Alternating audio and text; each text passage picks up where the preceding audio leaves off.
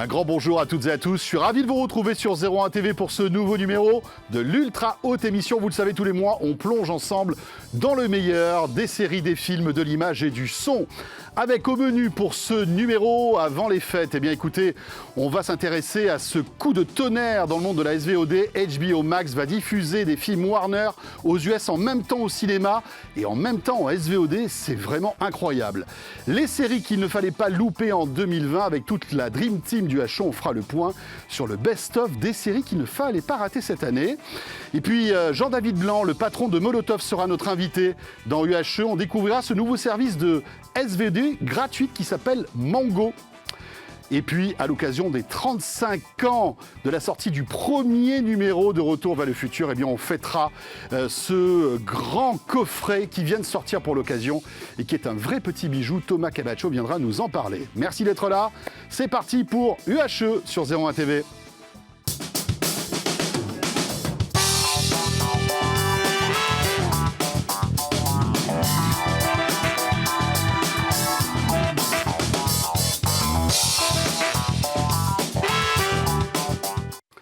L'ultra haute émission que vous retrouvez donc tous les mois sur 01 TV, sur les box SFR, Freebox, Orange, sur FranceSat et aussi sur le web bien sûr, sur la chaîne YouTube de 01 TV, sur 01nettv.com, où que vous soyez. Merci en tout cas de nous suivre avec, autour de cette table, avant de retrouver tout à l'heure Thomas Camacho et son coffret des 35 ans de Retour vers le futur.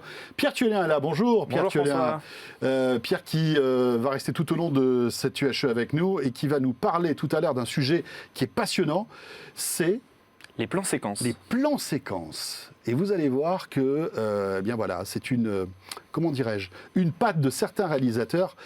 Évidemment, tout ça a un sens et Pierre va nous en parler tout à l'heure. Et puis aussi Guillaume Gouta qui est là. Bonjour Guillaume. Salut François. Guillaume, bonjour à tous. Qui est le cofondateur, vous le savez, de Sens Critique. Alors c'est une émission particulière puisque c'est la dernière de l'année, donc forcément petit coup dans le rétroviseur pour nous intéresser tout à l'heure, eh bien aux séries qui nous ont marqué en 2020. Ça va être intéressant. Vous allez peut-être aussi pouvoir jouer avec nous en quelque sorte pour voir si nos avis matchent avec les vôtres. Mais pour débuter, c'est l'actu, évidemment, l'actu de ce mois dans l'UHE.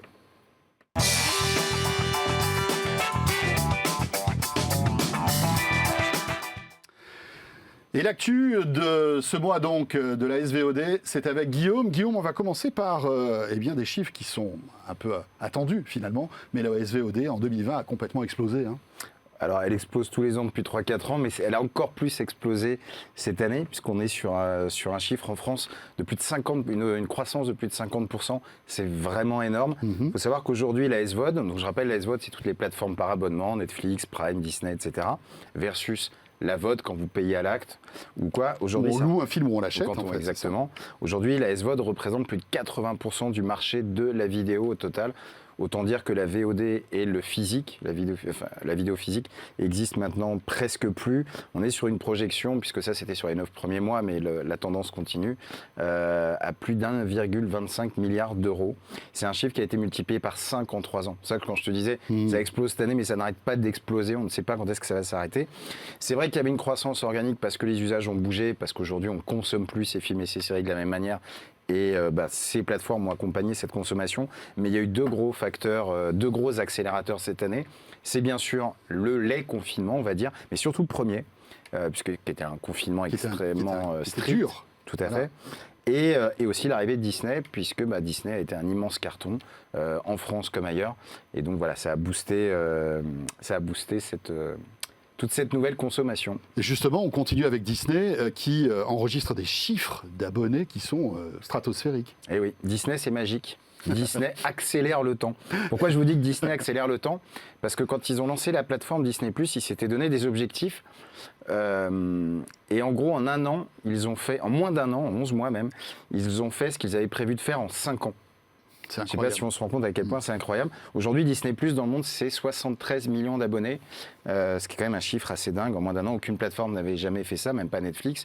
Même si aujourd'hui, mon Netflix, je ne vais pas dire de bêtises, je crois qu'on est à 160, 180 millions d'abonnés dans le monde, un truc comme ça. C'est-à-dire qu'en un an, ils ont fait quasiment, alors pas la moitié, mais oui, pas loin de la moitié. 35-40%, ouais, tout à fait. Et c'est plutôt une bonne nouvelle pour Disney parce que en dehors de ça, c'est vraiment pas la meilleure année de Disney. Disney passe par, l'année 2020, c'est une année noire pour eux.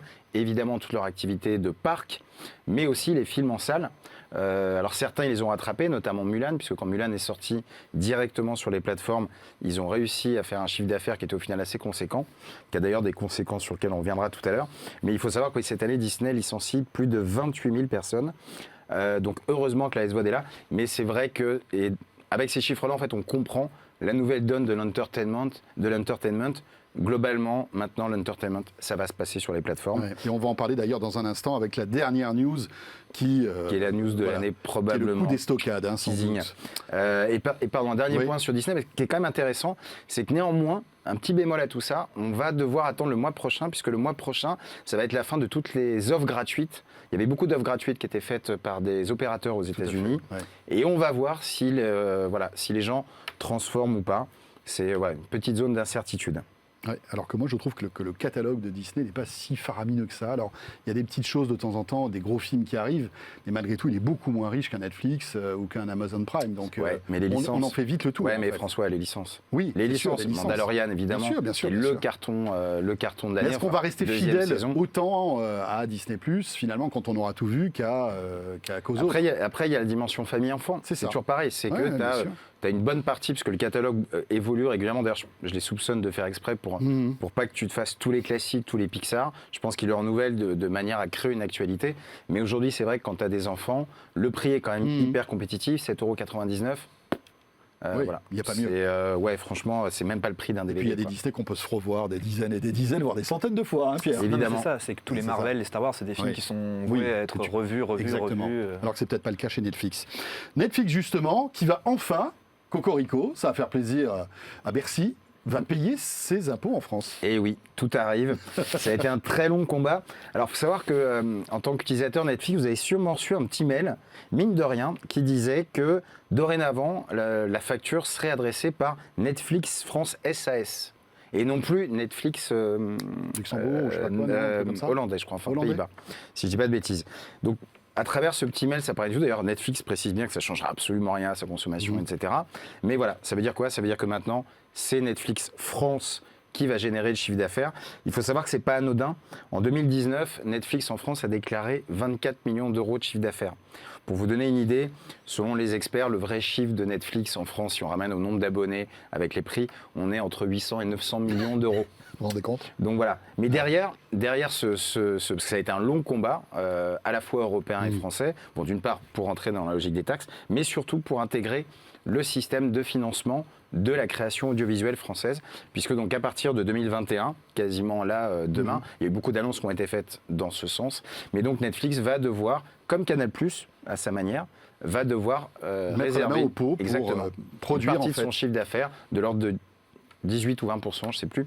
Je devrais être journaliste, parce que je n'ai pas les chiffres exacts. Bref. Non, mais enfin, s'ils font 800 millions d'euros et que c'est 18 à 20%, c'est pas anodin. Hein. C'est énorme. Ça fait 160 millions d'euros qui va aller dans la poche des producteurs. Tout à fait. Mais ça aura aussi une autre conséquence, et c'est tout le sujet en ce moment. Ça aussi, c'est une arlésienne depuis des années, qui est la chronologie des médias. Je vous rappelle que Netflix n'a pas le droit de diffuser de films, doit diffuser les films seulement 3 ans après leur sortie en salle. Tout ça va énormément bouger. Et puis voilà, ça va. Enfin bon, les 2 prochaines années vont être assez incroyables. Et alors l'actu, on va dire séisme cataclysmique qui est arrivé là très très récemment, c'est la Warner Bros qui, par le biais de HBO Max, va diffuser ses films en même temps aux États-Unis en salle et sur le service de SVOD. C'est une première. Tout à fait. Alors c'est une première, c'est une logique en fait. De toute façon, voilà, on se le répète souvent quand on se voit dans nos émissions. Il y a aujourd'hui un mouvement qui est lancé aujourd'hui qu'on ne peut pas arrêter parce qu'il y a une équation économique derrière qui est de toute façon qui ne peut être résolue que comme ça. Le confinement a évidemment accéléré encore plus ce phénomène et aujourd'hui, oui, effectivement, pendant un mois. Alors attention, ça ne durera qu'un mois. C'est-à-dire que les films seront disponibles sur les plateformes pendant un mois. Mais c'est vrai que Warner est le premier à passer le pas, vraiment à allier. Disney l'avait fait avec Mulan cet été, mais c'était sur un film. Là, ils le refont sur Saul au mois de décembre, tout à fait. Là, Warner dit, OK, maintenant, c'est tout le catalogue. C'est évidemment un immense appel d'offres pour HBO Max, qui avait fait, je vous rappelle, un lancement moyen aux États-Unis. C'était pas un énorme succès. Là, véritablement, ils mettent des billes, parce que donc, Warner HBO Max, c'est la même maison, c'est Turner. Et on peut s'attendre à ce que...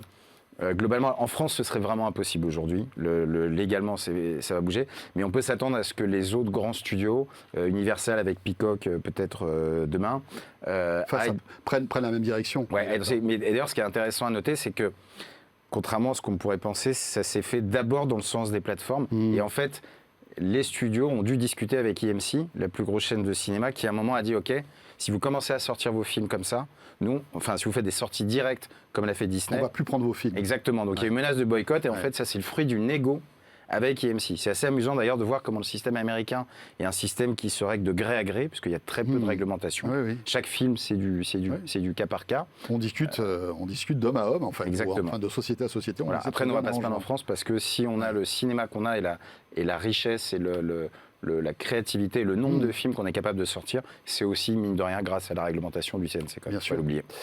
Et bien voilà, donc HBO Max, il n'est pas encore prévu en France, rappelons-le. On ne sait pas. Ça va arriver, si c'est prévu qu'il arrive, ça c'est certain. Mais sans doute pas avec cette offre-là.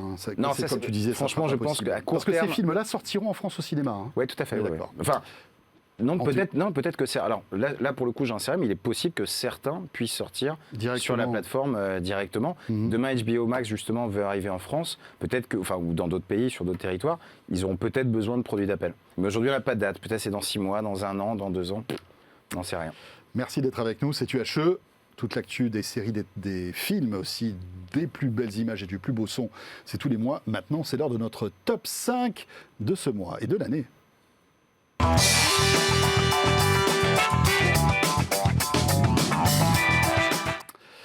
Et oui, 2020 s'achève, heureusement. vivement qu'on passe en 2021 et que les cieux nous soient à tous plus cléments. Top 5 des séries, alors non pas du mois, mais on va s'amuser et regarder un petit peu ce qui a les plus regardés, buzzé, voilà, ce qui a le plus marqué en fait ta communauté de Sens Critique, Guillaume. Et puis Pierre, bien sûr, peut réagir, évidemment. On commence. Top. Alors on en est où là? Qu'est-ce qu'on fait? On va en faire 5. Alors peut-être en préambule, c'est une année assez particulière parce que c'est la première fois que dans les 5 séries les plus populaires de l'année, on a 2 séries françaises. Voilà, pas mal. Le coup, bravo Canal, on y reviendra après. Mais on va commencer avec Le Jeu de la Dame, la série phénomène, immense phénomène, comme on a vu Tchernobyl un petit peu l'année dernière par HBO. Cette fois, c'est Netflix qui marque vraiment les esprits. Il faut savoir que ça a été la série la plus regardée de l'année. Donc voilà, pour rappel, c'est l'histoire de Beth Harmon, qui est une jeune prodige des échecs, elle a la personnalité très complexe, voilà, un petit peu, qui aime bien l'alcool, les médicaments, tout ça, qui est un peu fofolle, qui a cette personnalité aussi très attachante. Depuis toute petite, elle prend cette petite pilule bleue, on va pas vous spoiler, mais... Ouais, c'est le premier épisode. Non, mais c'est assez intéressant aussi, parce que ça montre à l'époque comment on calmait les enfants, quoi. Une petite pilule bleue, allez hop, tu te calmes. Ouais, et c'est vrai que ça a créé des générations d'addicts. C'est encore des problèmes que les Américains ont aujourd'hui d'ailleurs, avec leurs enfants, de tout régler par des médicaments. Et donc ce qui est aussi intéressant avec cette série, c'est qu'elle est vraiment incarnée par une actrice, par Anna Taylor-Joy, qui a vraiment explosé, qui faisait déjà pas mal parler d'elle, qui était déjà assez présente à Hollywood, mais là véritablement c'est elle qui embarque les suffrages. Je vous ai refait, alors je vais pas vous faire les citations parce qu'on a déjà parlé de cette série, mais juste une de Timon qui nous dit que c'est une série dans laquelle on tombe amoureux du personnage, échec ou autre chose, on peut la suivre partout. Pierre, d'accord avec ce choix ou pas? Tout à fait d'accord, d'ailleurs c'était dans mes coups de cœur de l'année. Alors effectivement on en parlait déjà le mois dernier, l'histoire est relativement prévisible, mais j'ai du mal à expliquer pourquoi j'ai autant accroché à cette série. Effectivement elle est attachante, moi j'ai vraiment bien aimé l'aspect féministe un peu... la vraie image de la Desperate Housewives américaine, loin de la série du même nom. Et pareil, on en parlait le mois dernier, on se disait, est-ce que les ventes de jeux d'échecs, etc. Alors oui, les ventes d'échecs ont explosé, et même moi, tu vois, je me suis racheté un échiquier que je n'avais plus depuis des années, et j'ai envie de me remettre, alors, quand on le pourra, jouer aux échecs avec mes amis et tout. Donc non, vraiment, c'est une super série. C'est pas très long, le personnage est attachant. 8 épisodes, je crois. Ouais, puis moi, je trouve ça très beau visuellement. Ça le fait bien. Et puis, alors, personne n'a vu arriver cette série. C'est ça qui est amusant aussi. Non, un peu comme Tchernobyl l'année dernière, tu as toujours cet effet assez marrant. Mais En fait, mais qui est magique et qui fait du bien. Si c'était prévisible, ça serait... Sinon on ferait que des séries qui cartonnent. Je pense qu'il y a une alchimie, heureusement, on ne peut pas tout maîtriser, en dehors des licences, on va dire. Voilà. Et ce qui est assez amusant d'ailleurs, c'est que c'est une série qui devient, comme toutes les séries qui deviennent un peu cultes, il commence à y avoir plein d'histoires qui sortent derrière. Notamment, ce que j'ai appris récemment, c'est que chacune des robes qu'elle porte, en fait, a une signification, renvoie soit au damier, soit un jeu de couleurs, soit une émotion, etc. Enfin, il y a toute une construction autour de ces robes. Voilà. Il y en a plein comme ça, des anecdotes. Autre série qui a cartonné auprès de la communauté de Sens Critique, c'est Unorthodox. Et oui, et on reste sur la série féministe, on peut dire, ou en tout cas avec un vrai propos féministe, puisque, je vous rappelle, c'est donc adapté du best-seller de Deborah Feldman. C'est l'histoire d'une jeune femme, Esther, qui appartient à une communauté juive hassidique de Brooklyn, donc communauté plutôt intégriste, qui décide de s'échapper à Berlin après avoir été mariée de force, et qui là va complètement découvrir la vie. Donc c'est une série sur l'émancipation, évidemment, sur le carcan qui peut être imposé à certaines femmes. Là, c'est vraiment très fort. La communauté hassidique, est une communauté comme très engagée. Bon, je ne sais pas quel mot employer pour garder un petit peu de respect. Et d'ailleurs, du respect, il y en a, puisque c'est vrai que, comme l'avaient noté nos membres, c'est une série qui ne juge pas. C'est-à-dire que c'est un regard qui reste quand même assez bienveillant porté sur cette communauté. C'est plus, moi je l'interprète comme ça, une métaphore, on va dire, on pousse tous les curseurs de ce que peut être la condition d'une femme aujourd'hui, et le cadre de cette communauté le permet assez bien. Unorthodox, donc.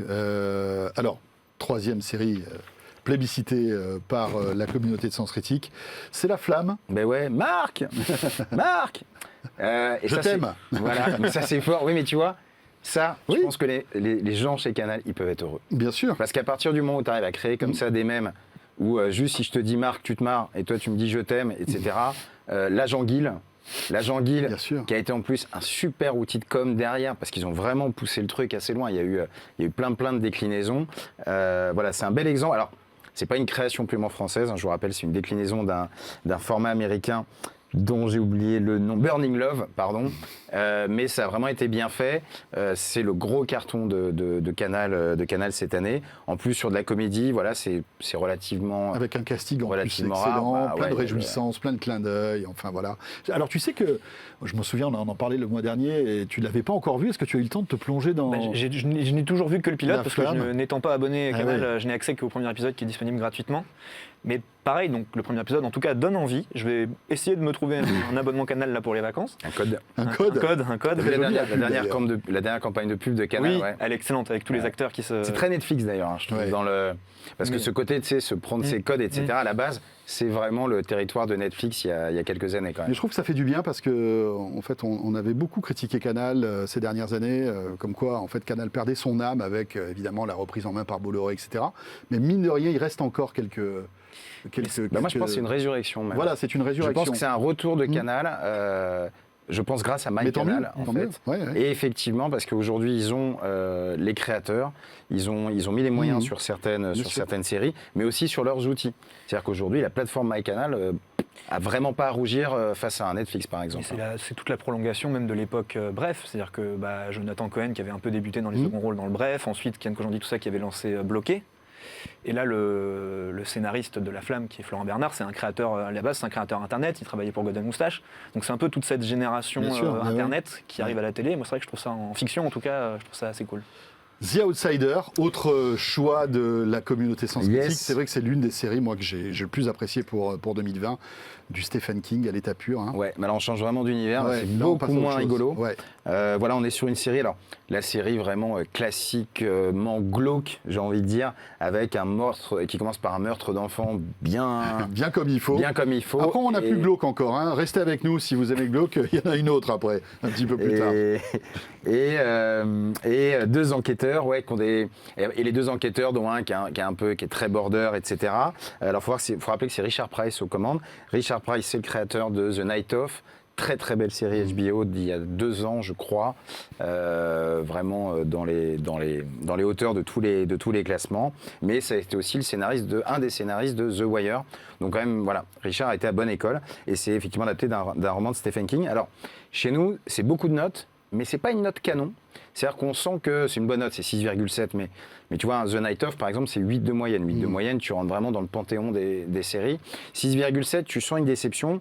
Et en parcourant un petit peu les critiques, on sent que la dimension fantastique, à un moment, a peut-être un petit peu perdu certaines personnes qui le savaient pas déjà, parce que c'est pas forcément revendiqué dans les trailers, etc. Alors après, bon, c'est de Stephen King, donc on se doutait malgré tout qu'il y avait peut-être une notion fantastique un peu surnaturelle. Pas toujours, hein. Misery, etc. Enfin, tu vois, il y a plein de... Les évadés. Oui. Les évadés, bien sûr, évidemment. Ouais. Donc voilà, donc c'est pas le gros carton, mais c'est vrai que tout le monde a été la regarder parce que Richard Price. Et puis HBO, toujours, de toute façon. Et puis depuis tout à l'heure, tu nous parles d'une deuxième série française qui est dans ce top 5. C'est la première fois, tu le disais. Et sa dernière série, c'est ? Et c'est Validé, qui a été un petit peu la série française du confinement. Pour rappel, c'est réalisé par Franck Gastambide. Et ça rappelle l'histoire d'un jeune qui s'appelle Apache, enfin Clément il s'appelle, qui de livreur un petit peu en galère, va se retrouver balancé dans l'univers du rap et faire carrière. C'est une série qui je crois est assez, parce que je suis pas un pro du hip-hop on va dire, mais qui semble en tout cas être assez crédible, qui a bien repris les codes. Sur le papier, c'est pas gagné. Je vous redonne cette petite citation que j'adore parce que j'aime la bienveillance de la communauté Sens Critique. Ce cher Matrick82 qui nous dit, en parlant de Gastambide, on s'attend tellement à la catastrophe qu'on en devient agréablement surpris de constater que Gastambide a réussi à ne pas tout saloper. Voilà, c'est vraiment toujours sympa. Mais c'est vrai que bon, Gastambide a quand même du talent, après qu'on aime ou qu'on n'aime pas, mais tu vois, il a quand même quelques films, etc. C'est une vraie personnalité, il a un vrai univers.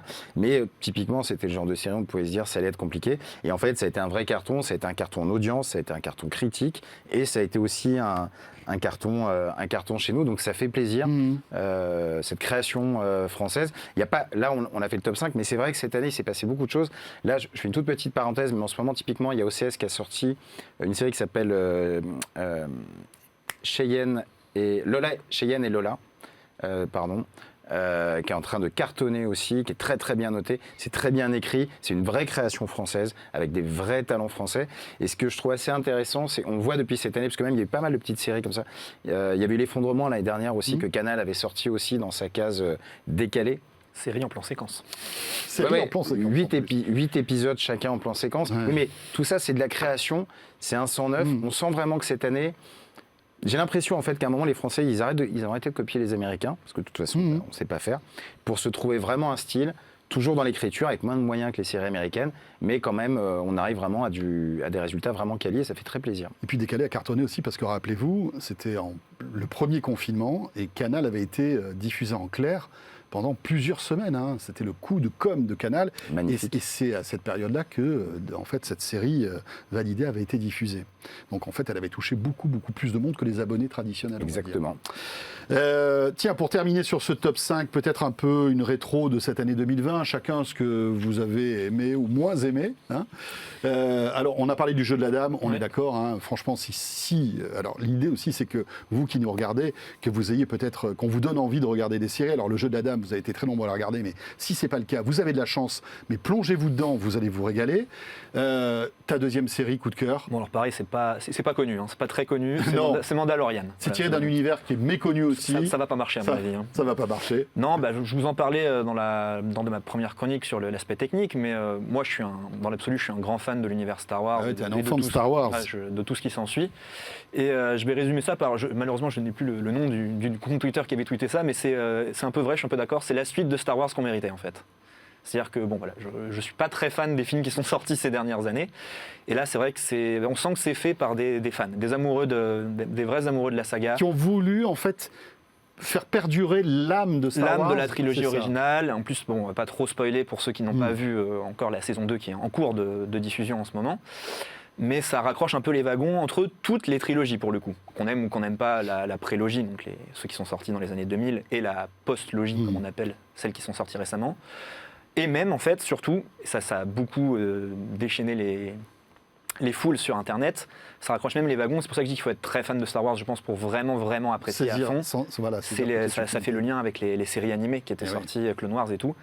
Et je lui reconnais tous les défauts qu'on voit passer, notamment sur Sens Critique et tout ça. Ouais, très bien, non, elle est bien notée. Elle est bien notée, mais il y a des épisodes. Enfin, globalement, il y a des épisodes. Débat, mais voilà. Mais c'est même en vrai, tu sais, quand je vous ai fait les classements, en fait, en vrai, c'est la série qui a eu le plus de notes cette année. Mais chez nous, elle est 2019, puisqu'elle est sortie en 2019, donc c'est pour ça que je l'ai pas mise dans le classement.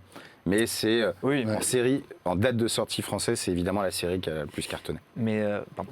Non, mais voilà, Mandalorian à voir, bien évidemment. À voir, voilà. Il y a des sur défauts un grand écran, en 4K, avec le son qu'il faut, franchement.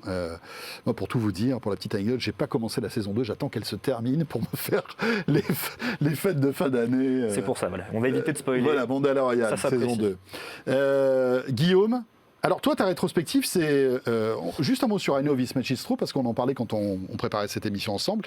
Moi, j'ai adoré cette série avec Mark Ruffalo, une série très sombre sur en fait deux frères qui s'adorent, mais qui ont des parcours chaotiques, enfin, etc. C'est très triste. C'est une série, on sort de là, enfin, il faut pas regarder ça on est quand il fait gris et quand ça va pas. Hein. Non, parce qu'autrement, on termine au Tranxène. Mais autrement, voilà, moi, j'ai adoré cette série. Toi, tu ne l'as pas appréciée? Non, mais c'est pas un coup de cœur. Voilà, si, pas un parce coup de que cœur. effectivement, Mark Ruffalo est incroyable dedans, mais vraiment. C'est sûr que c'était un rôle à récompense et d'ailleurs il en a eu beaucoup. Moi le début, je trouve le début m'a bien emmené, mais au bout d'un moment je trouvais que ça commençait un peu à patauger et puis on attend en fait un reveal, on attend un twist en fait. Toute l'histoire est construite autour d'un mystère. Et j'avoue que le mystère à la fin, je me suis dit ah ouais non d'accord. Et donc je suis passé un petit peu à côté, mais non après c'est une bonne série. Moi je lui ai mis 6, tu vois, c'est pas une mauvaise note. Mais j'avoue que non, j'ai pas. Donc I Know This Much Is True, accrochez-vous, hein, il faut être en bonne posture, hein, mais franchement. Surtout le début. Ça vaut le coup. Et toi, ta série coup de cœur, une seule? Ouais, j'en ai deux. J'ai une petite série française, parce qu'en ce moment je suis très Vive la France. C'est une petite série qui s'appelle Parlement, qui est diffusée sur France.tv, donc qui n'est pas passée à l'antenne, qui est la plateforme, on peut dire un peu de SVOD ou de replay, on va dire, parce que c'est gratuit, de France Télévisions. C'est franchement très sympa, c'est drôle, c'est bien écrit, c'est dans la veine des auteurs dont je vous parlais tout à l'heure, où c'est ciselé, et c'est intéressant parce qu'on apprend un petit peu comment fonctionne le Parlement. C'est un peu déprimant aussi sur certains aspects. Mais non, pourquoi le Parlement, c'est pas déprimant? Non, mais tu dis, voilà. Quand même. Et une deuxième, c'est rapidement Industrie, qui vient de démarrer sur HBO. L'histoire de jeunes traders dans la City à Londres qui débarquent.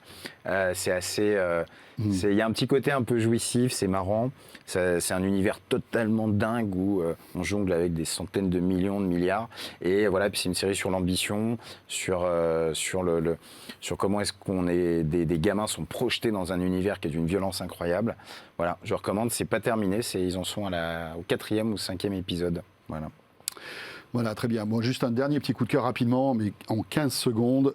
Gangs of London, c'est pas facile à dire. Ah oui. C'est une série qui... C'est sur Starzplay, je crois. Voilà, qui est sur Starzplay. Vous pouvez y accéder par, par Amazon Prime Video, etc. Donc il faut s'abonner. C'est une série d'une violence inouïe. Très bien notée chez nous. Voilà, qui raconte une guerre des gangs.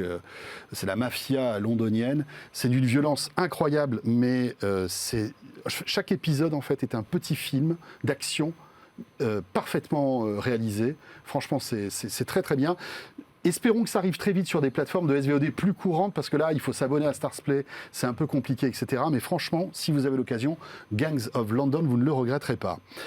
Messieurs, tout de suite, on va découvrir, on a beaucoup parlé de séries françaises, mais on va découvrir un service français maintenant qui vient d'arriver. Et ce service, on le doit à Molotov. On en parle dans un instant avec notre invité.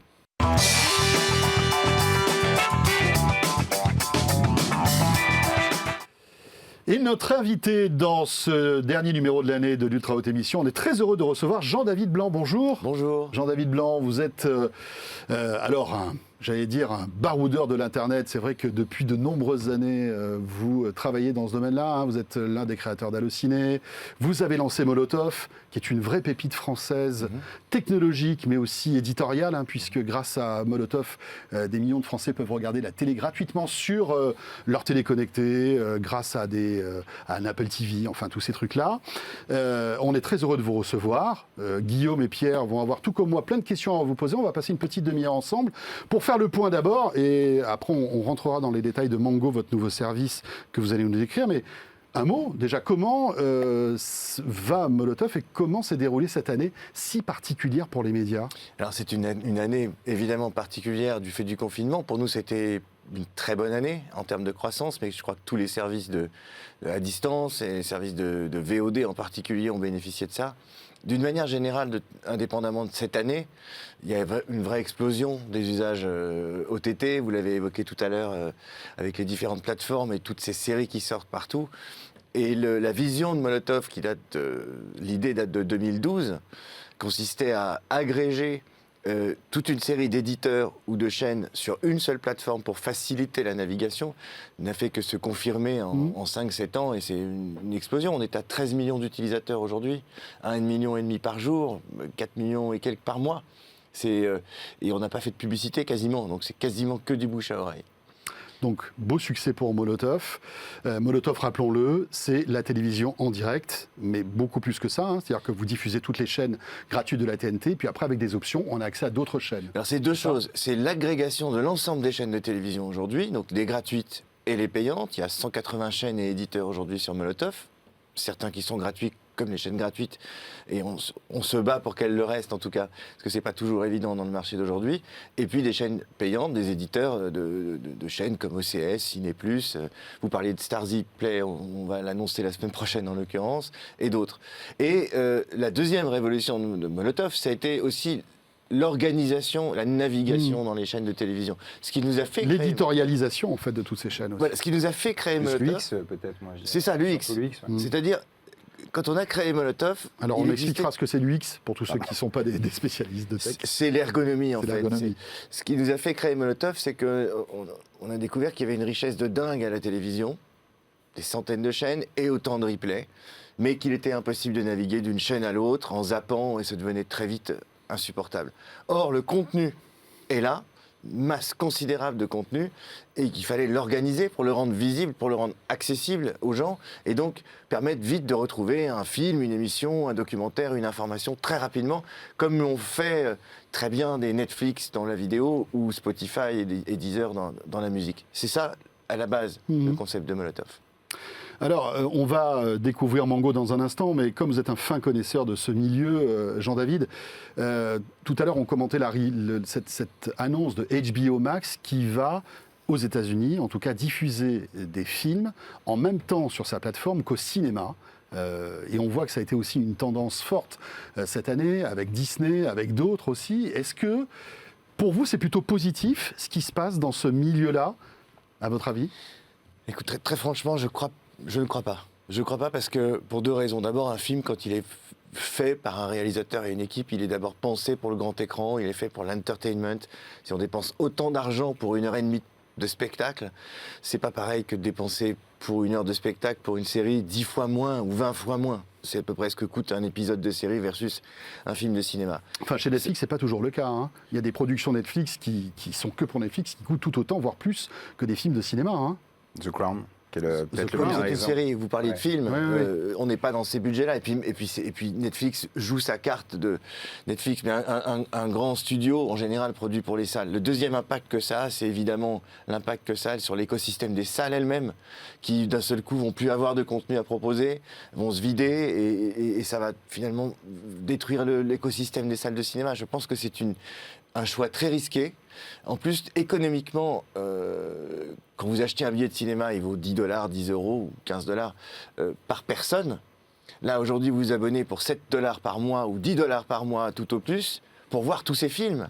Et en famille, économiquement, ça ne tient pas. Alors, peut-être j'ai une précision, c'est l'offre d'HBO Max, si j'ai bien compris, ce sera une offre premium. C'est comme Mulan, quand il est passé aux États-Unis, c'était 30 $ la séance. C'est-à-dire que tu avais ton abonnement Disney+, mais tu devais payer 30 $ quand même pour voir le film. Mais pas en France. En France, non, c'était compris.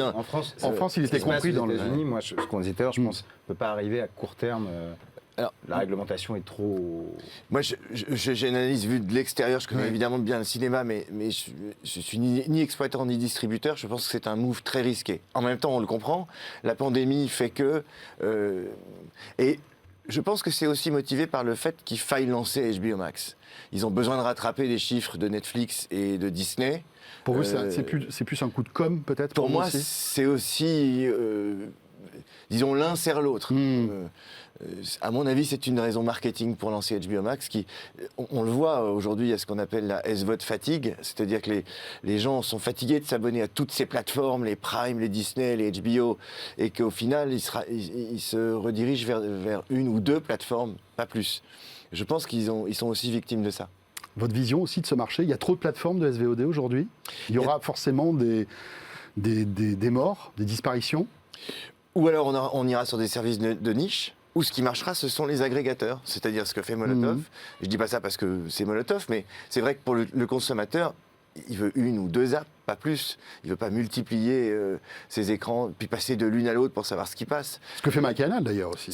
C'est la direction qu'a pris MyCanal en suivant un peu les traces de Molotov, pour être clair. Alors, un mot sur donc, cette nouveauté qui est toute récente. Hein. Vous avez lancé Mango, qui est en plus un peu dans cette philosophie, c'est-à-dire qu'on n'a pas une autre appli à télécharger, c'est dans Molotov.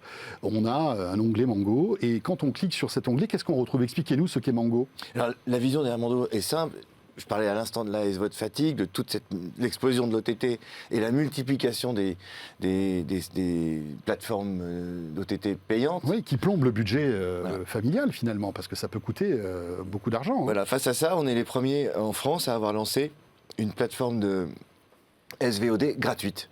Une alternative gratuite pour le public français qui permet au public d'accéder à des films, des documentaires, des séries, des dessins animés gratuitement. Et c'est financé par des coupures publicitaires. Finalement, on réinvente la télé gratuite, un peu différemment.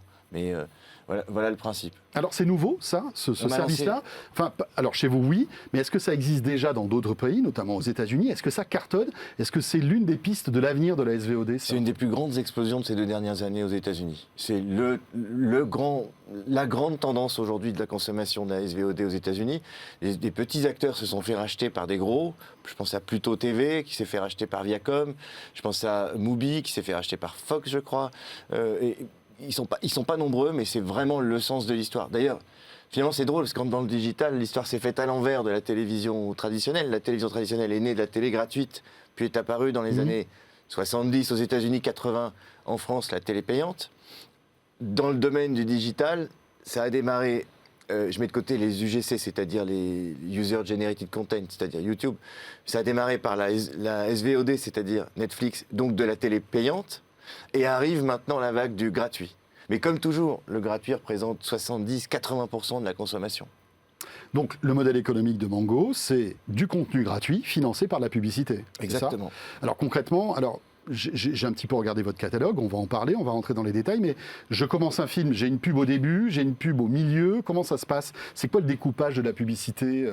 Et est-ce que c'est légiféré comme la télévision, en fait? Ou vous faites ce que vous voulez? Alors nous, on s'auto-légifère. Pour respecter le consommateur en réalité, à la fois d'un point de vue du public qu'on veut cibler, en particulier les jeunes. On met toutes les mentions CSA telles qu'elles s'appliquent pour la télévision, on se les applique à nous-mêmes, les filtres et tout ça. Et pour ce qui concerne la publicité, l'avantage du digital, c'est qu'elle est adressée, elle est très personnalisée. Donc plutôt que d'arroser des centaines de spots à des gens qui ne sont pas toujours concernés par ces spots, on vise beaucoup plus serré. Ça nous permet de mettre moins d'interruptions publicitaires, moins de spots et des spots qui vous concernent davantage. Et comment vous savez ce qui m'intéresse comme spot? Simplement parce que je suis logué et abonné à Molotov? Vous êtes logué, on sait ce que vous regardez, comment, pourquoi, puis il y a toute une série de moyens de le savoir. D'accord. Mais l'idée, c'est qu'on essaye de respecter le plus possible l'utilisateur. D'abord, on ne lui balance pas de spot publicitaire avant de démarrer un film, par exemple. Le premier spot publicitaire commercial commence à la 10e minute, et il y en a 3 par spot, donc vous voyez, c'est pas extrêmement fort. C'est-à-dire que le spot il y a 3 pubs dans chaque spot, ou c'est 3 coupures dans un film? Les deux, il y a 3 pubs dans chaque spot et on coupe toutes les 30 minutes. Donc ça fait, s'il dure 90 minutes, ça fait effectivement 3 coupures. Donc c'est équivalent à ce qu'on retrouve à la télévision, non? Plus ou moins, sur une chaîne commerciale. Les interruptions publicitaires sont plus longues. Elles font 6 minutes, au moins une quinzaine, vingtaine de spots, et il y en a un peu plus souvent. Le point faible, Jean-David, c'est l'offre et c'est le catalogue, parce que évidemment, pour financer le type de programme que vous mettez à disposition gratuitement, on ne peut pas avoir les derniers blockbusters, les dernières grosses séries. Quel type de programme on retrouve sur Mango? Alors d'abord, On vient de démarrer, on a Ouais. ouvert le 11 novembre, donc c'est tout à fait récent. Il y a déjà 1 millier de contenus accessibles, dont 300 et quelques films. On vient d'annoncer la signature du catalogue de chez Sony Pictures, qui est un grand studio. On annonce la semaine prochaine un accord avec MK2, qui est un Français qui fait des productions d'une très grande qualité. Mais Et on typiquement, je vous multiplie coupe les sur Sony Pictures, ça veut dire quoi? Ça veut dire que vous allez récupérer le fond de catalogue de Sony Pictures que vous allez pouvoir mettre sur votre... Alors, sur fond, ça votre voudrait offre. dire péjoratif, mais en Enfin, réalité, fond de catalogue de Sony Pictures. il y a des très il y a belles des choses. très bonnes choses. Vous avez des films qui sont certes un peu plus anciens que ceux qui sortent tout de suite. Mhm. Mais encore une fois, la fraîcheur ne veut pas dire la qualité. Hein. Vous avez d'excellents Bien sûr. films qui sont sortis il y a 5 ans, 10 ans. Donc c'est des Et puis, il films y a plus l'inverse anciens. aussi, il y a des films récents qui sont nuls. Donc, voilà. Exactement. Ce qui fait la différence entre les récents et les anciens, c'est que le studio qui les produit a besoin de les rentabiliser. Pour ça, elle les rentabilise d'abord au cinéma, ensuite sur des services payants, que par ailleurs nous distribuons, puisque ces films sont distribués sur OCS, Ciné Plus et autres, auxquels les gens peuvent s'abonner sur Molotov. La partie gratuite propose des films qui sont évidemment plus anciens, puisqu'ils sont déjà amortis, qui sont un peu plus éloignés dans ce qu'on appelle la chronologie des médias, qui nous l'oblige en France, ce n'est pas le cas dans tous les pays, mais en France, la chronologie des médias amène assez loin les films de studio dans la chaîne. Le gratuit est assez loin derrière le payant. C'est vrai quoi? C'est aussi. 36 mois, non? C'est ça, c'est 36 moins, mois 36 ou mois. un peu plus pour le L'(AVOD, Mhm. qui veut dire AVOD, Advertising VOD. Mais c'est vrai aussi pour les chaînes gratuites, comme M6, TF1, France 2, qui sont dans une fenêtre beaucoup plus éloignée que les chaînes payantes. Typiquement, vous pouvez diffuser quel type de film qui a quelle fraîcheur, en fait? Dans l'absolu. Selon la réglementation française aujourd'hui, c'est 36 mois, je crois que c'est ça, ou peut-être 42, je me souviens plus, dans ces eaux-là. Mais encore une fois, c'est pas pour nous un critère ou une Oui, bien difficulté. sûr. Ce qui est important, parce que d'abord Molotov distribue tout. Donc si vous voulez voir un film frais, vous pouvez vous abonner à un des éditeurs qui propose des films frais. Ce qui est important, c'est la qualité. Si vous prenez l'intégralité des films qui ont été primés à Cannes, aux Oscars, au César de ces 60 dernières années, vous avez des chefs-d'œuvre ou qui ont gagné des. C'est pas parce qu'ils sont vieux qu'ils sont mauvais. Si vous voulez voir des choses très fraîches, bah, abonnez-vous, Faut payer. payez. Si vous voulez voir des bons films, enfin, je veux dire, c'est pas parce qu'ils sont pas frais qu'ils sont pas bons, encore une fois. Et quand vous allez négocier avec les grands, les grandes boîtes de production, style Sony, etc., qu'est-ce qu'ils vous disent? Ils sont plutôt ouverts à la négociation pour Ils sont très ouverts cette VOD gratuite? Ils voient que c'est le sens de l'histoire. Ils voient que c'est une façon aussi d'amortir ce que vous appeliez tout à l'heure les fonds de catalogue. Eux, ils appellent ça plutôt les archives ils ont un autre terme pour ça, mais qui sont moins justement amortis par les plateformes aujourd'hui SVOD, c'est-à-dire par abonnement, subscription VOD, et donc cherchent à amortir aussi, à donner de la visibilité à des films qui sont toujours aussi bons, mais qui ont moins de fraîcheur commerciale, on va dire. Guillaume, à ton avis, il y a un avenir pour ce marché de la VOD, de la SVOD gratuite? Bah, c'est Enfin, c'est de la VOD gratuite. C'est de la- En fait, il n'y a pas de AVOD. débat. Je pense qu'il n'y a AVOD. pas de débat sur le fait qu'il y ait un avenir. À quoi va ressembler exactement cet avenir? Ça peut se discuter. Mais en 2019, je pas dire une connerie, c'était 19 milliards aux États-Unis la VOD quand même. La VOD gratuite. L'apostrophe AVOD, l'advertising Ouais, VOD. c'est ça, c'est C'est l'advertising 19 VOD. milliards de dollars avec une croissance de dingue. Et c'est marrant, il y a des spots de pub. Je crois que c'est Pluto qui a sorti un spot de ce pub. Un des arguments qui est quand même de dire il n'y a pas moins cher que gratuit. C'est-à-dire qu'il ne faut pas oublier que c'est gratuit, donc tu ne t'engages pas. Donc à un moment, tu vas regarder, tu vas peut-être pas la regarder tous les jours. Mais tu vois, tiens, je voulais voir ce film, boum, tu le lances. C'est réglé. Tu vois, donc il y a quand même. Il y a un avenir, c'est certain. Vous êtes les premiers en France à faire ça? On est les premiers. Il n'y a pas que des films, hein. On a des documentaires, Oui, il y a on a des des séries, on a documentaires, bien beaucoup sûr. d'animations, Ouais, ouais. de dessins animés, il y a des documentaires formidables.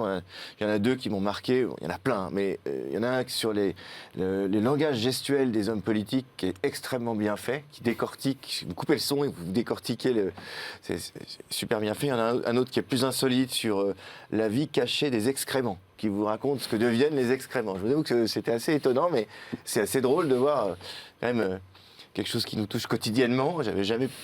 Le documentaire est très très bien fait. Et voilà, il y a plein de choses. Et énormément d'éditeurs nous contactent depuis qu'on a lancé Mango pour venir rejoindre la plateforme. Il y a un des gros cartons justement aux États-Unis qui est proposé par Pluto, parce que Pluto a aussi des chaînes. C'est-à-dire qu'il y a aussi de la demande, mais ils ont des chaînes, Des des chaînes dizaines de flux. Et Ce qu'on fait aussi, hein, vous avez en ce moment sur Mango, en réalité, c'est la Oui. relinéarisation de contenu non linéaire. Et Comme, des chaînes comme le qui fait Netflix d'ailleurs, pardon, je vous coupe. Vient de le faire Netflix, Ah, ouais. d'accord. Et une des chaînes qui marche le mieux, ou peut-être celle qui marche le mieux, sur Pluto, c'est Baywatch. Donc tu as en continu Baywatch de Alerte à Malibu. Alerte à Malibu. Oui. Tu as tous les épisodes d'Alerte à Malibu. Qui tourne en rond, et c'est une des chaînes qui marche le plus sur Pluto. Mais vous savez, C'est très- peut-être grâce ou à cause de Pamela Anderson. Peut-être, mais c'est aussi. assez savez, marrant quand même. le linéaire, Il y a toutes sortes d'usages en fait. le linéaire, en fait, c'est une façon c'est de la curation. C'est une façon pour le spectateur de se dire, j'ai pas d'idée, allez, vas-y, montre-moi ce qu'il y a en ce moment. C'est ça, en fait. On est tous flemmards, parfois flemmards devant un écran en disant, j'ai pas envie de choisir. Allez, propose-moi quelque chose. C'est ça, en réalité, le linéaire. C'est une façon d'éditorialiser un stock de contenu. Les acteurs ne jouent pas devant la caméra au moment où vous appuyez sur le bouton. C'est par définition. Jean-David, alors, vous avez été vraiment innovant avec la sortie de Molotov. Vous êtes innovant avec Mango. Pourquoi, à votre avis, êtes-vous le premier à vous lancer sur la VOD en France ? Écoutez, je vous avoue que je suis assez étonné. Un de vos confrères, pour pas le citer, mais m'a dit la chose suivante au moment du lancement de Mango. Il me parlait de notre confrère qui vient de se lancer, à qui je souhaite la bienvenue, qui est Salto. Il a eu cette formule assez drôle. Il me dit, Salto s'est lancé avec des contenus qui sont d'habitude gratuits, et vous venez de lancer Mango avec des contenus qui sont d'habitude payants. Je pense qu'il y a, dans cette industrie, C'est pas une idée de très sympa pour Salto. Mais enfin, une bon. idée de suivre les tendances. Et je pense que cette industrie a trop tendance à vouloir suivre les tendances. Et que quand on lance un service de SVOD, aujourd'hui, il faut s'appeler Netflix, Disney, peut-être Fox, mettre des milliards de dollars en production pour renouveler sans arrêt le stock. Peut-être Canal aussi à sa manière. Et encore eux, ils sont maintenant obligés d'agréger, un peu comme on fait nous, Molotov. Je pense que si j'avais été les fondateurs de Salto, j'aurais lancé Salto en AVOD, par définition, parce que ce sont des acteurs du gratuit, ce sont des chaînes gratuites. La logique aurait voulu qu'ils fassent ça. Je pense que c'est une erreur stratégique en termes de tendance. Maintenant, l'avenir le dira, et j'espère qu'ils auront beaucoup d'abonnés et qu'un jour, on pourra distribuer les contenus exclusifs de Salto s'il y en a beaucoup sur Molotov. Mais nous, on essaye d'avoir un regard un peu plus lointain sur cette industrie. Essayer de comprendre comment elle fonctionne, quelles sont les tendances, quels sont les grands drivers du marché. Voilà. Et je pense que c'est pour ça qu'on a parfois un peu d'avance, et que là, je pense qu'on est dans notre époque. Justement, avec Salto, est-ce que ça rend encore plus difficile les négociations que vous avez avec ces grandes chaînes, France Télévisions, TF1, M6, dont on sait que parfois ça a été un peu houleux, voire plus ? Les discussions entre éditeurs et distributeurs, et en particulier ces trois-là, où les deux privés, sont houleuses avec tout le monde. TF1, M6. Hein. TF1, M6, il y a même eu c'était compliqué ici aussi dans le groupe entre BFM et Free. Enfin, on le sait bien que ça fait partie Mais bien sûr, de l'évolution. Aujourd'hui, c'est C'est un sujet chaud une pour tout le négociation monde. compliquée. Ce sont des négociations très compliquées. Qu'est-ce qu'elle reflète ? Elle reflète un changement fondamental dans cette industrie. Elle reflète un changement d'usage, un changement économique, un changement finalement de contrôle. Personne ne sait vraiment ce qui se passe. En plus de ça, vous avez des acteurs étrangers qui, avant, n'avaient pas de prise sur notre territoire, puisque les grands studios passaient par les chaînes. Aujourd'hui, vous avez de l'autodistribution, vous avez des acteurs américains, même de toutes parts, y compris des gens de e-commerce. Amazon, dont ce n'est pas le métier de base, arrive sur le territoire finalement qui était avant réservé à une dizaine de groupes, point, en France. Il y a Rakuten aussi, qui est sur le coup. Rakuten, ils font des chiffres qui sont pas très significatifs encore en France. Tout ça pour dire que cette citadelle est assiégée. Et c'est ça qui crée des tensions, fondamentalement. Après, je pense que certains se trompent de bataille. Pour moi, la bataille d'un éditeur, c'est d'être le meilleur dans ce qu'il fait, c'est-à-dire dans la production de contenu, la sélection de contenu et l'éditorialisation de contenu, et de faire en sorte qu'elle soit le plus diffusée, le plus vue possible. C'est ça, la bataille d'un éditeur. Est-ce que c'est celle de courir après Netflix ? Je ne sais pas. Jean-David Blanc, un mot encore sur cette offre de AVOD qui va on va dire, s'étoffer, j'imagine, de semaine en semaine.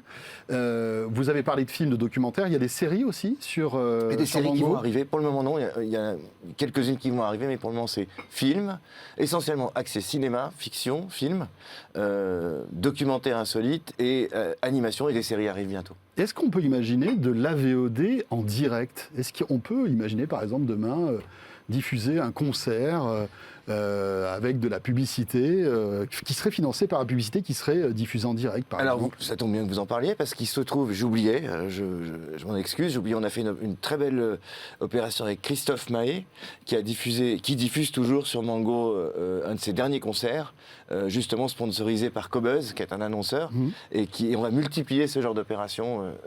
C'est pas une pièce de théâtre aussi ou un spectacle? Et là, c'est un concert exclusif. On a effectivement diffusé en payant cette fois-ci avec une salle de spectacle, et on veut multiplier ça. C'était un essai qu'on a fait avec l'Apollo pour un spectacle privé de Jean-Marie Bigard. Ah oui, c'est Et vrai. ça a super bien marché. On va multiplier ça pour aider les salles de spectacle vivants. Les gros chantiers de 2021, pour terminer, Jean-David Blanc. C'est l'extension de Mango. C'est éventuellement l'extension de Molotov en général à l'international. Et c'est toute une série de nouvelles fonctionnalités et de nouveaux services. Toujours avec cette offre gratuite dès le départ qui va mix rester. ce qu'on appelle freemium, c'est-à-dire un mix de gratuit et de payant. D'accord. Pour terminer, alors quelque chose d'un petit peu plus personnel, on parlait tout à l'heure de nos séries préférées pour cette année 2020. Vous regardez beaucoup la télé, vous avez le temps de regarder des séries. Oui, j'adore. Et alors, quels sont vos coups de cœur pour cette année 2020 Vous en parliez tout à l'heure, la dame... Oui, le jeu de la dame. Le jeu de la dame que j'ai Oui. adoré. J'ai justement terminé hier soir. J'ai adoré The Undoing sur OCS, qui est absolument formidable avec Nicole Kidman et Hugh Grant, un thriller, comment on dit en français, quand on doit chercher qui a tué, le whodunit. Whodunit. Le whodunit qui est super bien fait. J'ai évidemment adoré The Crown, que je suis depuis le début. Voilà. J'en ai Bon, vu c'est plein, déjà- mais c'est pour déjà l'essentiel, pas mal. pour vous en Voilà. parliez tout à l'heure, ça m'est revenu. Merci beaucoup Jean-David. Et puis voilà, si vous êtes abonné à Molotov, et rappelons que c'est complètement gratuit, il suffit de créer un compte. Vous avez accès donc au Molotov que vous connaissez. Et puis donc depuis peu à Mango, voilà, la AVOD qui arrive en France. Merci beaucoup Merci à vous. Jean-David Blanc. Et on va poursuivre évidemment cette UHE avec un sujet passionnant que Pierre va nous détailler dans un instant. On va parler des plans séquences dans le cinéma. À tout de suite.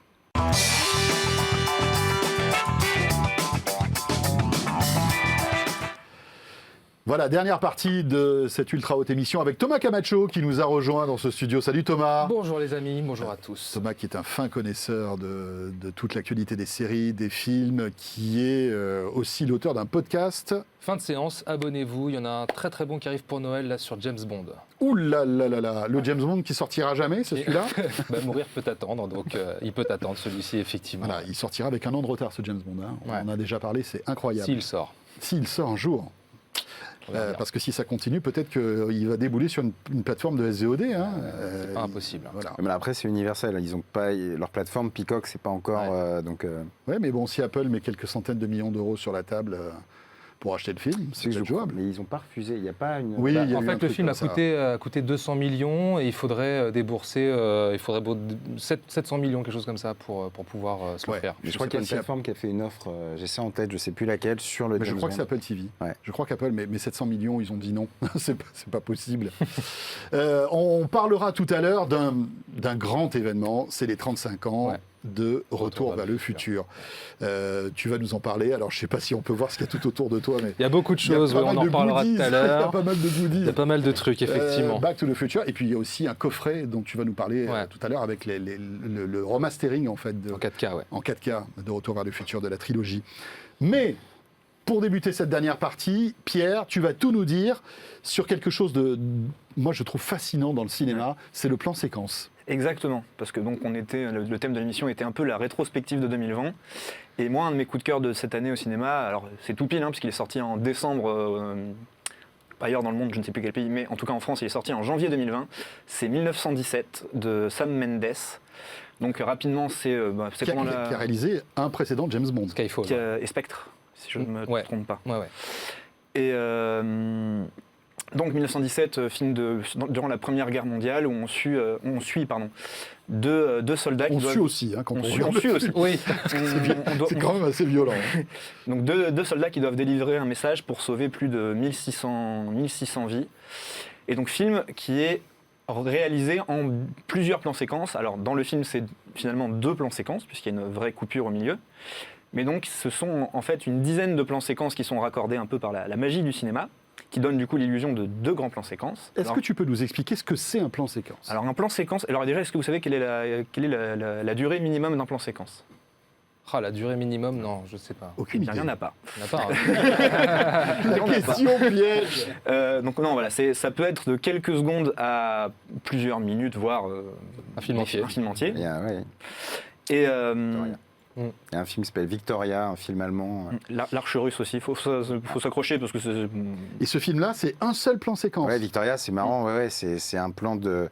C'est 1h40, 1h50. Et c'est un groupe de jeunes Allemands un peu bourrés qui rencontrent une nana. Ils vont faire un braquage et tout se fait la nuit. Et ça a été tourné en 3 prises. Enfin, il y a eu 3 essais, ils ont gardé la 3e. Et ils ont fait 3 fois le Ouais, film. Victoria, en fait. ça avait fait du bruit. Hein, ouais. Enfin, il y a 5 ans, un truc comme ça. Donc, on voilà, revient à et notre donc, histoire. donc finalement, en durée, il n'y a pas tellement de définition. Après, donc un plan séquence, voilà, c'est un long plan, souvent avec un mouvement un peu élaboré. Et donc ça a 2 intérêts principaux. Le premier, c'est que c'est un vrai exercice technique, une vraie prouesse. Donc c'est aussi pour les réalisateurs un moyen de se mettre en avant et de mettre en avant tous les différents talents du cinéma. Et le 2, notamment dans le cadre de 1917, c'est d'amener une unité de temps et de lieu. C'est-à-dire que là, vraiment, dans 1917, on suit du début à la fin le cheminement de ces soldats. Il faut savoir que 1917 a été tourné en plus dans l'ordre chronologique des scènes, puisque, je le répète, ce sont des faux plans séquences. Et tout le décor a été construit et calibré pour être en temps et en rythme sur les dialogues d'une et la déambulation des personnages. Alors, juste une chose concernant 1917, je ne sais pas si vous avez eu l'occasion de voir ce film, mais évidemment, on ne se rend pas compte du plan séquence. Quand on ne le sait pas, On ne le sait pas, non. on ne s'en rend pas compte. C'est-à-dire qu'on regarde le film et on est C'était- happé. Ouais, c'était un par gros l'histoire. argument marketing quand même. Certes, Légitime, hein, mais bien sûr. c'était le film plan séquence. Mais après, quand on le sait et quand on revoit le film, là, moi, je suis fasciné parce que c'est carrément une chorégraphie. C'est une chorégraphie. Alors, j'ai pris différentes scènes un peu comme exemple. Et ce qui est étonnant, notamment sur la scène de nuit, je ne sais pas si vous vous rappelez, il y a une scène de nuit dans les ruines d'un Bien village. sûr, oui, oui, oui. La lumière. La lumière est incroyable. Hallucinant. Et on va reparler d'ailleurs de la Roger lumière. Dickens. La lumière, exactement. La lumière au global dans ce film, mais dans la scène de nuit, en préambule du coup de la réalisation du film, ils avaient construit une maquette de ce qu'allait être le décor, puisque toute la scène en fait est éclairée par les fusées de détresse et les fumigènes. Et donc en fait, on voit je vous invite d'ailleurs à regarder tous les documentaires, notamment le commentaire audio du Blu-ray et du DVD. Et donc en fait, pour calculer les flares avec les maquettes, pour étudier le mouvement des ombres en temps réel en fonction du rythme de course et le cheminement du personnage. Tout ça avec les mouvements de caméra on pourra sûrement le voir, voilà, on le voit dans les images. Regardez, on voit la caméra passe par la fenêtre, tac, une fois que la fenêtre n'est plus visible, on enlève la fenêtre. Et c'est tous ces trucs-là de jeu, notamment de mouvement de caméra. Donc la caméra passe d'une grue, voilà, on le voit. Là, hop, les techniciens, ils récupèrent et hop, ils partent avec la caméra. Et même dans cette scène-là de nuit, alors je crois que je les ai plus dans les images, mais ils montent directement à l'arrière d'une Jeep qui part pour suivre le mouvement. Donc c'est toute une chorégraphie, effectivement, comme tu le dis. Alors il y a quand même eu du travail malheureux, enfin un petit peu d'effets spéciaux, notamment là dans les images qu'on voit, donc c'est tourné à Glasgow notamment. Et bien évidemment, il a fallu supprimer en arrière-plan les bâtiments anachroniques. Oui, parce qu'en 1917, ils n'avaient pas cette tête-là. Voilà, par exemple. Et il y a eu notamment un plan qui a nécessité vraiment des effets spéciaux, c'est un plan avec un fond bleu. C'est le crash de l'aviateur allemand au début du film. Oui, bien sûr. Donc l'avion en lui-même, le plan du crash de l'avion est un plan en 3D. Et après, il y a une vraie carcasse d'avion, il est vraiment en feu. Tout est réalisé en plan séquence, comme je disais. Et pour revenir sur la lumière, donc depuis tout à l'heure, on voit des images tournées de jour pour le On voit plan d'ailleurs les extérieur. images de l'avion qui exactement. s'écrase. Et donc sur toutes ces images là qu'on voit un peu du making-of du film, vous ne trouvez pas qu'il manque quelque chose de classique dans un tournage d'un film? Un preneur de son. Il y en a Ah un. non, mais s'il on est là, je le voit. vois, oui. Qu'est-ce qui manque? Qu'est-ce qui manque? Attends, non, je vois Eh bien, il n'y a moi. pas de lumière. Il n'y a pas d'éclairage. Puisque c'est du plan séquence. Donc il ne faut pas prendre le risque Eh oui, qu'à un moment donné, il y a un projecteur dans le champ, oui, oui. que sur un mouvement de caméra, donc tout a été... En fait, il faut préparer la lumière avant, c'est ça? il faut préparer la lumière avant, surtout il faut se fier à la météo. C'est-à-dire que le directeur de la photographie explique dans le commentaire audio que parfois ils attendaient des heures quand il faisait beau, puisque la météo du scénario exigeait un peu une météo nuageuse. Donc parfois il faut attendre plusieurs heures pour pouvoir tourner un plan et attendre Et c'est le risque de foirer un plan d'ailleurs. C'est le risque aussi. Parce que la lumière change du tout au tout et il suffit d'un rayon de soleil, etc., qui soit par accord avec la scène précédente ou le contexte, l'environnement précédent pour qu'il faille attendre et refaire plus tard. En Non, moyenne, c'est assez 30 à assez 40 bluffant. prises par plan. 30 à 40 prises. En moyenne. Mais moi, je me mets à la place des comédiens, mais ça doit être un cauchemar. Ouais. De refaire comme ça. Et puis en plus, c'est pas une scène qui dure 1 minute. Non, c'est Je veux dire, tu peux entre 10 et 12 minutes chaque. Ouais, mais c'est une prouesse. Tu te fais ton plan séquence, tout va bien jusqu'à la 11e minute et 30 secondes et tu foires Et les 10 secondes. C'est horrible. Ouais. Et d'ailleurs, Horrible. j'ai un exemple du coup, donc les raccords sont artificiels pour qu'on ne les voit pas. J'ai mis un exemple de raccord. Donc c'est un peu comme à l'époque, on en reparlera tout à l'heure peut-être du film d'Hitchcock, La Corde. C'est tout sur les amorces et les premiers plans. Donc je ne sais pas si on va pouvoir voir les images, mais donc il y a un mouvement de caméra et à un moment donné, donc décor de guerre oblige, il y a des tas de sacs de sable. Et en fait, c'est le moment où vraiment la caméra, où il n'y a que des sacs de sable qui sont visibles, où là, en l'occurrence, c'est un canon, je crois, dans l'exemple que j'ai pris. Voilà, le canon, paf, on passe devant le canon, et en fait, le raccord est fait là. Ah voilà, c'est ça. C'est-à-dire que Là, c'est une autre prise. C'est un trompe-l'œil un peu. C'est un Ouais, trompe-l'œil. c'est ça. Et donc ça, c'était notamment la technique utilisée par Alfred Hitchcock à l'époque de son film La Corde, qui lui aurait bien aimé faire un film entier en plan en séquence. Mais techniquement, Sauf il que- ne pouvait pas. Bah lui, il était limité par son temps, c'est-à-dire que la pellicule, au bout d'un moment, elle a une fin. Et donc il fallait changer la pellicule. Ou alors il fallait un petit technicien qui Et donc pareil, raccroche. Hitchcock utilisait, voilà, on va le voir, des artifices, comme là par exemple, donc les deux personnages discutent, et la caméra va s'approcher du dos du personnage, donc qui va masquer entièrement l'image. Voilà, s'approche entièrement du dos du costume, paf, là on change la pellicule, et c'est reparti. C'est un peu voyant là par contre. Oui, Non mais attendez, mais vous savez quoi on le voit parce qu'on nous le dit. Oui. Mais je veux dire, on est dans le film, on est happé par l'histoire et Ouais. tout. Je suis sûr qu'on le voit pas. Ouais, c'est ça, c'est exactement ça. Mais moi, je trouve que c'est presque un peu entre. Moi, par exemple, j'ai adoré 1917. Je pense que c'est mon film de Ah ouais. l'année. Ouais, non. Je suis d'accord. J'étais scotché. Après, le seul défaut, moi, que j'aurais sur ce type de film, en tout cas, quand tu le vois la première fois, c'est que tu passes ton temps à te dire. Ouais. Elle est où la il En a fait, pu le tu y faire là. penses, ouais, et tu y penses, et je pense, moi, ça peut gâcher un poil ma pure expérience Ça. de spectateur. Mais je répète, c'est à la limite 1917, c'est un chef-d'œuvre, moi, je pense. Alors- mais c'est ce petit truc de. Oui, mais parce tu que sais, toi la aussi, performance. tu es un T'as vrai l'œil. passionné, un spécialiste un petit peu. Non, Mais- je t'assure. Non. Non, en plus, j'étais. Non, j'étais. Enfin, même. Ouais, tu t'es rentré dedans. Quoi. Ouais, parce que je pense que c'est. Non, parce que quand tu le sais, t'as toujours un peu ce truc de voir un petit peu derrière comment ça se passe. Il y a une curiosité. L'art du plan séquence, c'est quand on ne le voit pas. Ouais, exactement. C'est quand on ne le voit pas en fait. Et quand on a effectivement Tu dis, une ah expérience oui, tiens, comme c'était ça, un plan séquence. avec un film de 2 heures où c'est entièrement, où en fait en tant que spectateur on est complètement bouleversé dans sa manière de recevoir un film, avec les temps de pause, le rythme, etc. Moi j'ai eu aussi un petit peu ce souci-là, même si j'admire énormément le travail technique, mais c'est un peu voyant par moment en fait. Sam Mendes, c'était son premier film plan séquence comme Oui. ça, ou on en a Oui. déjà eu, par exemple, est-ce que on sait qu'il a réalisé 2 James Bond, il y avait de longs plans séquences dans ces James Pas Bond? spécialement dans les James Bond. Là, c'est vraiment. Non, pas spécialement dans les James Bond. Après, Parce que même pour lui, ça doit être un travail phénoménal. Ouais. oui. Ouais, je crois que dans- Bah, il y a Gravity, mais Gravity c'est autre chose parce que le film a été capté dans une cellule. C'est Quaron, Oui. Gravity. Gravity Quaron, ouais, Oui. ouais. Sauf que Quaron, Gravity c'est un film d'animation.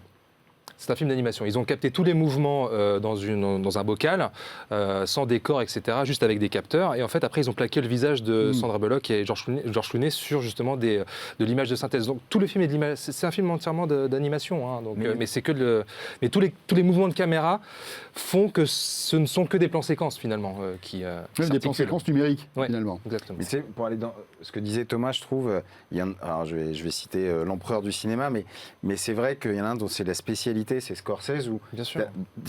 tu sais pas que ce sont des plans séquences, et après on dit ah ouais putain c'était un plan séquence. Et ça, je trouve, ce sont les plus beaux plans séquences. Et quand tu ne te poses pas la question, il y en a un notamment dans Gangs of New York. Vous voyez, quand c'est sur le port, où en fait, il raconte l'histoire de la guerre de sécession via un plan de séquence. C'est-à-dire que tu vois les militaires qui partent, qui embarquent sur un bateau, tu vois des coups de canon au loin, et ça revient, tu vois les cercueils. Et ça a été fait en une prise. C'est extraordinaire. Et puis Ouais. tu as par exemple Shining. Ouais. Euh, Je comptais en parler tout à l'heure. Voilà, bah alors, avec parle- le Steadicam qui a été inventé pour ce film-là, du coup, qui permettait de suivre Danny. Là, d'ailleurs, cette scène-là, voilà. Alors raconte-nous, Pierre. Excuse-moi. Bah alors, non, mais vous n'avez pas de souci, c'est que j'avais préparé à peu près en bonus, on va dire, mes plans séquences, moi, préférés. Alors, c'est mon avis personnel. Donc, effectivement, il y a Shining, hein, les premières utilisations du Steadicam.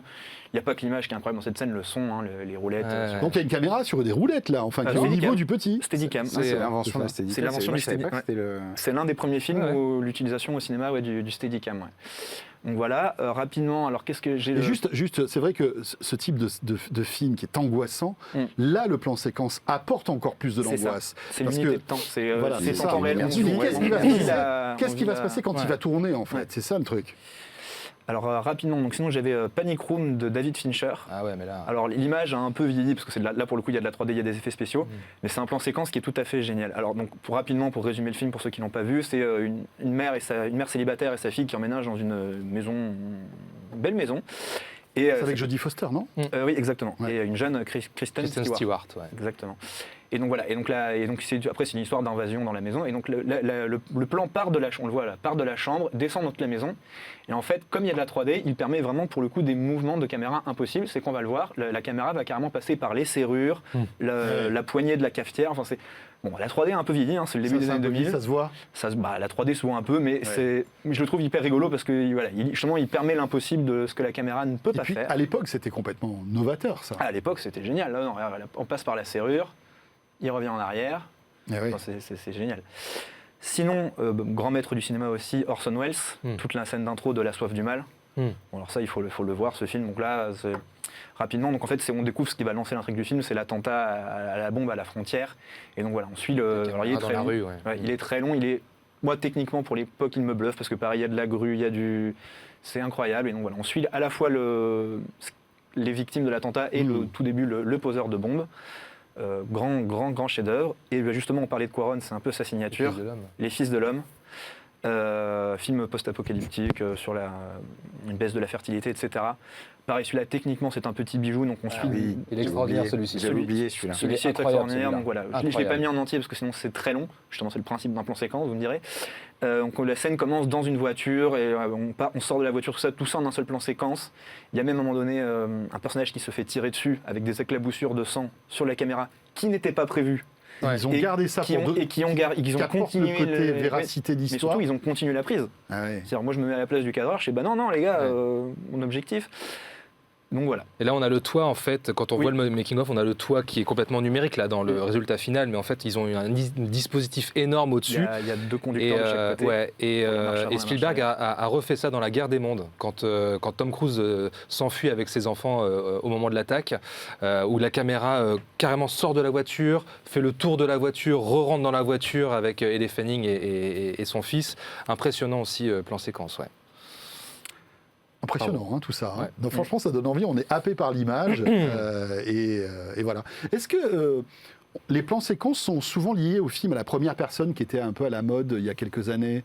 Pas forcément, ça remonte à. De toute façon, c'est à la fois un exercice technique, mais c'est pas forcément la première personne. D'accord. Mais ça remonte à très loin. L'un des premiers dont on a trace au cinéma, c'est dans L'horreur de Murnau. Bon, là, voilà, c'est plus rudimentaire, hein, il y a moins de mouvements, il y a moins de. C'est un peu vieilli, évidemment. Mais voilà, ça, oui, voilà, c'est à la fois un exercice technique et à la fois, pour ce qu'on disait tout à l'heure, une immersion, une unité de temps. Enfin, moi, c'est un truc, voilà, ça me fascine.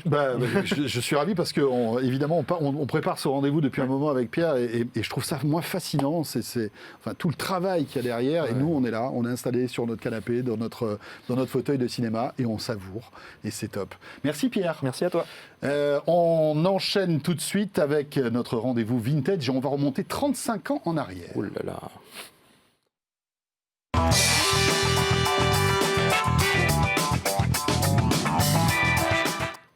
Et oui, c'est un peu un retour vers le futur dans ce studio. Ouais, un retour, ouais, un grand saut en arrière, hein, dis donc. Qui aurait cru que 35 ans plus tard, on parlerait encore de c'est ce dingue. petit film, de cette petite franchise qui n'a fait aucun impact, qui n'a eu aucun impact sur la pop culture. Retour vers le futur, sorti le 30 octobre 1985, si je dis pas de bêtises, ouais, 30 octobre 1985. Et 35 ans plus tard, on est encore là à transmettre le film de génération en génération, de le montrer à ses enfants et cette marque qui fait toujours vendre. On va y revenir.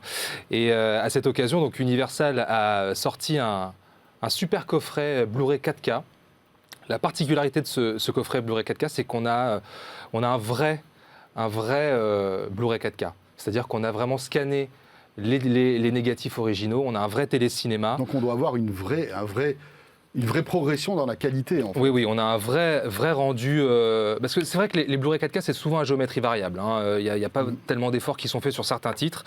Là, on peut dire que les éditions 2010 pour le 20e anniversaire, 25e anniversaire ou l'édition 30e anniversaire, je crois qu'on peut les revendre, effectivement, parce que là, ils ont fait fort en proposant un Blu-ray 4K pour justement de l'UHD, de l'ultra haute définition, mais également un nouveau scan pour les Blu-ray HD normaux en fait. Donc, oui. Et ça coûte très très très cher en fait pour un studio. En fait, rescanner, remasteriser comme ça des films, ça coûte une fortune parce que je crois que c'est photo par photo qu'il faut remasteriser. Donc ça prend un temps fou et c'est plusieurs millions de dollars en fait. Donc il faut être sûr après de pouvoir rentabiliser cet investissement. Et pour le coup, là, ça vaut vraiment le coup, c'est payant parce qu'il y a une vraie différence. On peut le voir sur les quelques tests.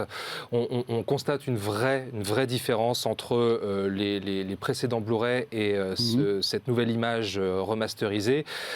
C'est assez bluffant quand même. On a là où les précédentes éditions Blu-ray jouaient beaucoup sur le DNR pour aplatir un peu le visage, on avait moins de texture, etc. Là, on retrouve un piqué qu'on avait perdu, en fait. Exactement, une profondeur des textures. Et ça se voit surtout sur Retour vers le futur 3, qui se passe dans l'Ouest avec la photo de Dinkin Day, où là vraiment l'image est flamboyante. On a aussi on a une image en Dolby Vision, tout simplement. Voilà. Donc ça vaut le coup. Ça vaut le coup. Le seul problème, c'est sur la VF, qui est restée sur du DTS HD. C'est dommage. Ils se sont un tout petit peu foirés là-dessus. Mais ça n'empêche pas l'investissement pour Noël. Allez-y, il n'y a aucun souci là-dessus. Vraiment, c'est hautement recommandé. Vraiment. Bon, Retour vers le futur, classique. J'adore. Quand on voit ton t-shirt, c'est sûr qu'on se dit qu'il est un peu acheté à la cause. Hein. Guillaume ? Ouais, moi je l'ai vu en salle, moi, quand il est sorti. Ben oui. Tu t'en souviens ? Est-ce que tu te souviens le jour où tu l'as vu ? Oui, je m'en souviens, ouais. Après, je ne fais pas partie des ultra fans, mais bien sûr, je m'en souviens. Et je me souviens surtout l'avoir vu 800 fois en VHS. Voilà. C'était le film VHS. Ça faisait partie des 2-3 films VHS par excellence. Mais ça a été la gloire de la VHS, ces films-là aussi. C'est la pleine époque, bien sûr. La VHS, le vidéoclub. Le vidéoclub. Voilà, le exactement. vidéoclub. Et donc à cette occasion, je disais tout à l'heure, c'est une marque qui fait vendre. On est bientôt à Noël. On a beaucoup de choses. On a notamment ce super coffret Playmobil, Retour vers le futur, avec une reproduction assez bluffante de la DeLorean qui s'allume. Ouais, la classe. Voilà, donc on va pas dire qui t'a prêté ça. C'est à toi, ça, celui-là, ou pas ? C'est à moi. Ouais. Il y en a un autre qui est à Pierre, non, je crois. Alors, il y a Pierre, oui, effectivement. Alors, Pierre, il a gentiment amené son Lego Star Wars, son Lego DeLorean Retour vers le futur, qui est une vraie pièce de collection maintenant, il faut le savoir. Ouais. Voilà, on a également ces petits bonhommes. Personnages, bien sûr. Donc, si vous voulez l'investissement, c'est du collector. Hein. Dans quelques années, à mon avis, ça vaudra de l'argent. Ça vaudra de l'argent. Ouais. On a, pour des bourses un peu plus onéreuses, une super voiture comme ça. Enfin, voilà, ça fait vendre et c'est super beau d'avoir ça dans sa DVD Tech. Comme moi, qui en a encore une. Donc... Je crois que tu es le seul là, encore à avoir une DVD Tech. Non, regarde, tu vois. Ouais, t'en as aussi. Moi, c'est pire, j'ai une DVD Tech avec des jouets devant. C'est pire. Mon Dieu, la poussière à la maison chez Pierre, ça doit être quelque chose quand même. Non, c'est formidable. Et au niveau qualité cinématographique, c'est des films qui... là, pour le coup, ça a dû vieillir un peu, non ? Moi, là, j'ai pas vu les Back to the Future. Mais non, mais justement, avec ce nouveau coffret, ça prend... c'est un peu comme Indiana Jones. C'est-à-dire qu'on sent que ce sont des films qui effectivement ont 30 ans d'âge, mais l'image est tellement éclatante, on a un rendu argentique, cinéma auquel on n'était plus habitué, que ce sont finalement des films qui vieillissent extrêmement bien. Je dirais pas que c'est comme s'ils avaient été tournés hier, mais il n'y a aucun défaut en fait. On sent le film, on vibre avec le film et on l'apprécie d'autant plus quand on a évidemment un matériel... On voit là le avant, le après, j'imagine. Hein, avant le remastering 4K et après, regardez, hop, là, on voit tout de suite... Non, c'est impressionnant. Hein. Voilà, c'est vraiment impressionnant. Une qualité qui est vraiment meilleure. On sent... en préparant justement l'émission, en regardant les images, tout ça, c'est fou, c'est que même là, c'est des extraits qu'on a pris de YouTube en Full HD, pourtant là, qui sont des extraits Full HD, mais même sur un export Full HD, on voit la différence. Alors en 4K, ça doit être impressionnant. En 4K, ça doit être impressionnant. J'ai un peu hâte de pouvoir mettre la main... sur une télé 4K d'une et, Non, mais et deux sur. Du coup, on a des images texturées. C'est quelque chose qu'on perd aujourd'hui, en fait. C'est quelque chose qu'on perd avec l'avènement du numérique. J'ai rien contre le numérique. Il y a des grands cinéastes qui font des choses extraordinaires, comme Fincher, par exemple. Mais redécouvrir ces films-là, redécouvrir la texture argentique de la pellicule dans une photo et un son et une image dans les meilleures conditions possibles, c'est quelque chose vraiment sans équivalent, quoi. Après, bon, ça sort en Blu-ray, bien sûr, mais on peut imaginer que bientôt, ça sera aussi sur les plateformes de SVOD, non? Bah écoute, je l'espère. Je sais que Retour vers le futur était dispo sur Netflix pendant un temps, mais ils avaient les masters de Oui, 2010. les précédents masters. Donc est-ce que des plateformes proposeront à leurs Sans utilisateurs doute. ces nouveaux masters? Sans doute, peut-être. On verra. Parce que là, on est vraiment sur du fond de catalogue, c'est-à-dire que même si c'est remasterisé, au bout d'un moment, ça repartira, on va dire, dans les canaux traditionnels, non, Guillaume? Qu'est-ce que tu en penses? Probablement. Ouais. Je t'avoue, je sais pas. Enfin, je m'y connais Oui, pas. t'es pas... Non. Oups. t'es Pardon. pas- Bon, bah écoutez, voilà pour Retour vers le futur. J'ai une question, quand oui. même, une petite devinette. Aïe. Le film a coûté 19 millions de dollars à produire. Le premier? Le premier. Ouais. Est-ce que vous savez combien il a rapporté dans le monde, À l'époque ou aujourd'hui? En cumulé, en cumulé, worldwide? moi je dirais un bon milliard. Ouais, pareil. À l'époque, il a rapporté 350 millions de dollars pour 19 millions de budget. Putain. C'est quand même pas Ouais. mal. Hein. On comprend tout de suite pourquoi ils en ont fait un deuxième et un troisième. Et les deux autres aussi ont marché? Les deux autres ont fonctionné. Alors, j'ai pas les chiffres, je vais pas te mentir, mais c'était extrêmement attendu. Et je crois que le 3 a un peu moins bien marché. Dans mes souvenirs, j'avais entendu dire que le 3, c'était un tout petit peu en dessous. Ouais, ça commence Mon à préféré, s'essouffler. c'est le 2. Bah voilà, comme préféré. ce que j'allais dire, comme beaucoup de ces trilogies Ouais, de, tu sais, de le cette 2 où époque, t'as le skate, Ouais. l'overboard. l'overboard. C'est là où il a ses chaussures qui se lacent toutes seules. Ouais, ouais. Voilà. Et ça, à l'époque, quand on avait 13-14 ans. C'était mais- incroyable. Qui se sont Bien vendus sûr. à des sommes astronomiques. D'ailleurs, pour en revenir, il y a quelques années. Pour en revenir justement aux deux et par rapport au coffret Blu-ray, le Retour vers le futur 1 en Master 4K est très bon. Il gagne avec le deuxième, sauf qu'on voit plus les incrustations et les trucages analogiques, forcément. Mais vraiment, le troisième dans l'Ouest, Ça vaut le coup. c'est impressionnant. Voilà, un beau cadeau pour les fêtes de fin d'année, hein, ce coffret des 35 ans de la trilogie de Retour vers le futur, remasterisé 4K.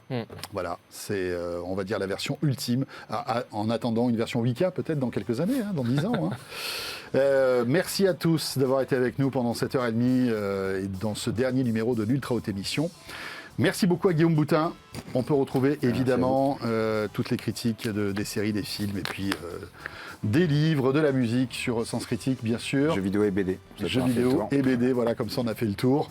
Merci aussi à Thomas Camacho, voilà, qui va se replonger Bye bye. dans la trilogie. Et merci à Pierre Tuélien.